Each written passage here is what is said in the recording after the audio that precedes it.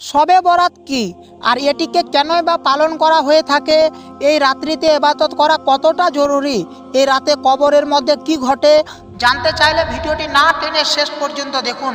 এসব প্রশ্নের সাথে সাথে আরেকটি প্রশ্নের উত্তর দেওয়ার চেষ্টা করব, তা হলো শবে বরাতের রাতে কি মৃত ব্যক্তির রূহ তাদের আত্মীয়দের সাথে দেখা করতে আসে? আজকের ভিডিওটি খুবই গুরুত্বপূর্ণ একটা ভিডিও। সর্বপ্রথম যদি আমরা শবে বরাত কথার অর্থ জানতে চাই, তাহলে আপনাদেরকে জানিয়ে রাখি, সব শব্দটি ফার্সি শব্দ যার অর্থ রাত, আর বরাত শব্দটি আরবি শব্দ যার অর্থ মুক্তি। অর্থাৎ শবে বরাত শব্দটির অর্থ হলো মুক্তির রাত। এই রাতের জন্য আরবি শাবান মাসের 15 তারিখের রাতকে নির্ধারণ করা হয়েছে। এই রাতের এতটাই ফজিলত আছে যে যদি কোনো বান্দা সওয়াবের আশাতে ইবাদত করতে শুরু করে এবং আল্লাহ রব্বুল আলামিনের দরবারে পবিত্র নিয়তে মাপ চাইতে থাকে, তাহলে আল্লাহ রব্বুল আলামিনও খুব তাড়াতাড়ি মাফ করে দেন। এজন্য এই রাতকে শবে বরাত বলা হয়ে থাকে। এই রাতকে নিয়ে অনেক মুসলিম ভাইদের মাঝে কিছু ভুল ধারণা রয়েছে, যেমন মৃত ব্যক্তির আত্মা দুনিয়ায় থাকা তার জীবিত আত্মীয় স্বজনদের কাছে ফিরে আসে এবং তাদের সঙ্গে ইবাদত সহ নেক কাজে লিপ্ত হয়ে থাকে, কিংবা মৃতদের আত্মা জীবিতদের সাথে দেখা করতে আসে এবং তাদের খোঁজ খবর নেয় বা হালুয়া রুটি খেতে আসে। প্রিয় বন্ধুরা, প্রথম কথা হলো, মৃত ব্যক্তিরা কখনোই তাদের আত্মীয় স্বজনদের কাছে আসে না বা আসতে পারে না। আল্লাহ তাআলা তাদেরকে এই ক্ষমতা দেননি, কোরআন হাদিস দ্বারা তা প্রমাণিত নয়। এমনকি নবী রাসূলদেরকেও এই ক্ষমতা দেওয়া হয়নি। তাদের আত্মাও পৃথিবীতে আসে না। আল্লাহ তাআলা তাদের কাছে উম্মতের আমলগুলো পৌঁছে দেন।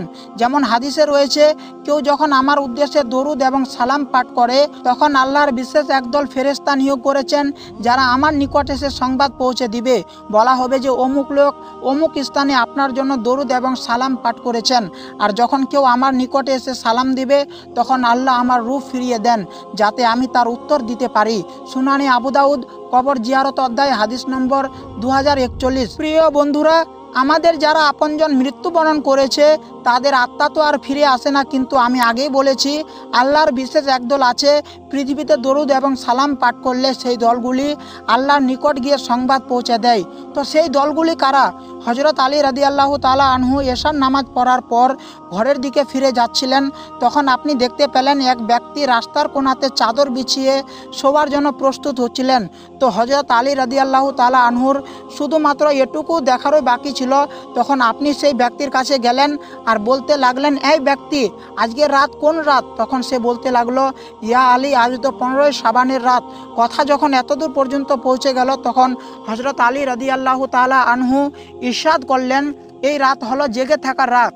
আমি আল্লাহর রাসূলের কাছ থেকে শুনেছি, এই রাতে আল্লাহ তাআলা আসমানের ফেরেশতাদেরকে আদেশ করে থাকেন, যাও জমিনের দিকে। আর সেই ফেরেশতারাও হযরতে মিকাইল এবং হযরতে আজরাইল আলাইহিস সালামের পিছনে পিছনে থাকে।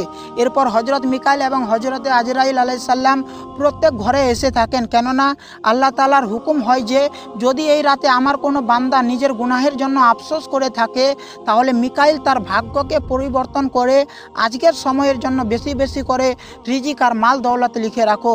হযরত আলী রাদিয়াল্লাহু তাআলা আনহু সেই ব্যক্তিকে বললেন, এই ব্যক্তি, এই রাতে তোমার পরওয়ারদিগারের হুকুম হয়ে থাকে যে এই ফেরেশতা প্রত্যেক ব্যক্তির ঘরকে তল্লাশি করে দেখো, আজকের এই রাতে কোনো মানুষের যেন কোনো দুয়া থেমে না যায়। আল্লাহ তাআলা যেন এসব রাত্রিতে বেশি বেশি করে নেক আমল করার তৌফিক দান করেন। সকলে বলুন আমিন। তবে যে কোনো সময় মৃত ব্যক্তির জন্য মাগফিরাতের দোয়া করলে সঙ্গে সঙ্গে তা মৃতের রুহে পৌঁছে দেওয়া হয়। নফল নেক কাজের সওয়াবও পৌঁছে দেওয়া হয়।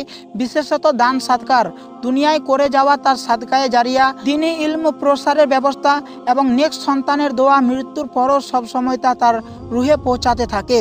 যে কোনো সময় মৃতের কবর জিয়ারত করলে, তাকে সালাম ও দোয়া জানালে তৎক্ষণাৎ আল্লাহ তাআলা ওই মৃত ব্যক্তির রূহ কবরে ফিরিয়ে দেন আর সে সালামের জবাব দেয়। পরিচিত হয়ে থাকলে জিয়ারতকারীকে চিনে থাকে। যারা ধারণা করেন যে মৃত ব্যক্তির আত্মা শবে বরাত, জুম্মার রাত বা বিশেষ কোনো রাতে জীবিত আত্মীয় স্বজনদের সাথে দেখা করতে আসে, ধারণাটি একেবারেই ভুল। এ ব্যাপারে কোরআন হাদিসে কোনো বর্ণনা পাওয়া যায় না। ভিডিওটি ভালো লাগলে লাইক করুন, কমেন্ট করুন, শেয়ার করুন। আর চ্যানেলে নতুন এসে থাকলে সাবস্ক্রাইব করে পাশের বেল আইকনে অলে প্রেস করে আমাদের সাথে থাকবেন পরবর্তী ইসলামিক ভিডিও পাওয়ার জন্য। আজকের জন্য এতটুকুই। এতক্ষণ সাথে থাকার জন্য ধন্যবাদ। দেখা হচ্ছে কোনো নেক্সট ভিডিওতে।